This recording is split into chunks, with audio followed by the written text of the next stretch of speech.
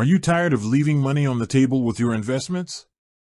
Do you ever wonder if your current brokerage is truly maximizing your returns, not just from market gains, but from the very act of holding your assets? Today, we're diving deep into a topic that could significantly impact your long-term wealth, owner's rewards on M1 Finance, and how they stack up against the competition. This isn't just about picking stocks, it's about optimizing every single facet of your investment strategy, including how you're rewarded for being a loyal customer. For years, investors have been accustomed to a fairly standard brokerage model. You deposit money, you buy assets, and you hope they go up. Fees were often the primary concern, with lower fees generally being a major selling point. But what if there was more to it? What if your brokerage could actually pay you back, not just in interest on uninvested cash, but for the assets you do own? That's the premise behind M1 Finance's Owner's Rewards, a program designed to align their interests with yours in a truly unique way. Before we jump into the nitty-gritty of how Owner's Rewards work and how they compare, let's set the stage. M1 Finance has positioned itself as a hybrid platform, blending the automation of robo-advisors with the control of self-directed investing. Their PIs allow for highly customized portfolios, and their focus on long-term, automated investing has resonated with a growing segment of the investment community. But it's their M1 Plus subscription and the Owner's Rewards program that truly differentiate them, offering a compelling reason to consider them over more traditional brokerages. So, what exactly are Owner's Rewards?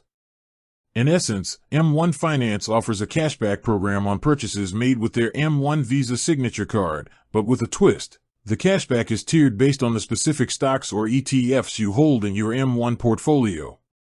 This isn't just a generic 1% or 2% cashback. We're talking potentially higher percentages on brands you already love and use, simply because you're invested in them through M1. Think about that for a moment. You invest in a company you believe in, and then that same company, through M1, rewards you for being a shareholder when you make purchases. It's a powerful alignment of interests, turning everyday spending into a potential investment booster. Now, you might be thinking, that sounds interesting, but is it really that significant? And that's a fair question. The true value of Owner's Rewards lies in its compounding effect over time and its ability to subtly shift your financial habits. If you're consistently earning elevated cashback on your everyday spending, and that cashback is automatically reinvested into your portfolio, you're essentially getting a passive boost to your returns. It's like finding extra money in your pocket, only instead of spending it, it's immediately put to work growing your wealth. Let's break down the mechanics. To access Owner's Rewards, you need to be an M1 Plus subscriber. This subscription comes with a fee, which is an important consideration we'll address when we compare M1 to its competitors. However, M1 Plus also unlocks a range of other benefits, including a higher APY on your M1 Spend checking account, access to a lower interest rate on M1 Borrow, and more trading windows.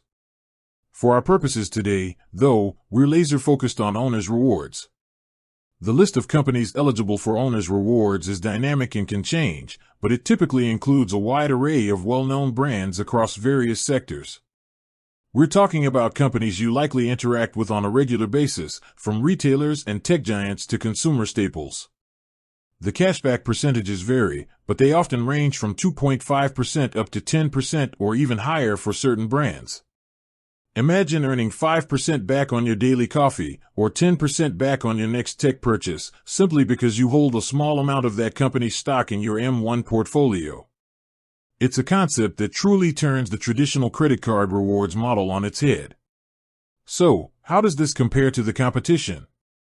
Let's consider some of the major players in the brokerage space and their respective reward structures. First, we have the traditional, full-service brokerages like Fidelity, Charles Schwab, and Vanguard. These platforms are renowned for their low fees, extensive research tools, and wide range of investment products. They often offer their own credit cards with various cashback or points programs, but these are generally generic and not tied to your specific investment holdings.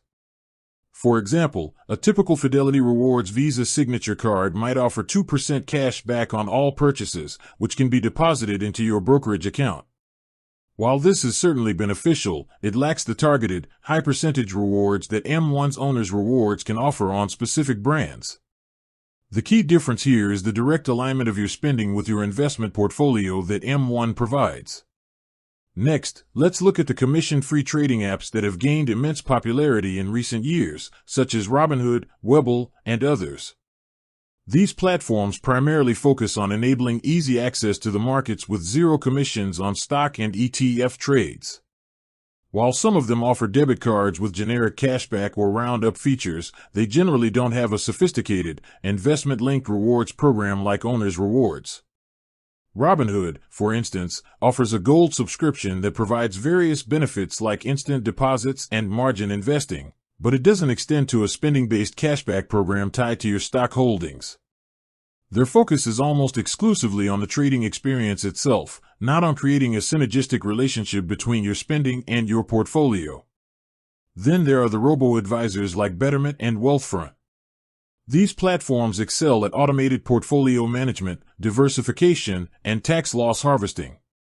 They typically offer checking accounts and debit cards, with some providing limited cashback or interest on uninvested cash. However, their primary value proposition lies in their algorithmic investment strategies, not in consumer-facing rewards programs tied to specific stock holdings. You won't find Betterment giving you 5% cashback on your Amazon purchases because you hold Amazon in your diversified ETF portfolio. Their reward structures are far more generalized and less directly linked to individual company ownership. The closest comparisons to M1's Owner's Rewards might be found in niche credit cards that offer elevated rewards for specific spending categories, but even these typically aren't tied to your investment portfolio. For example, a card might offer 5% back on gas and groceries, but that 5% isn't influenced by whether you own ExxonMobil or Kroger stock. M1's approach is unique in its ability to bridge the gap between your consumer spending and your investment holdings, creating a feedback loop where your everyday purchases can actively contribute to your portfolio growth. With that said, thanks for watching, and until next time.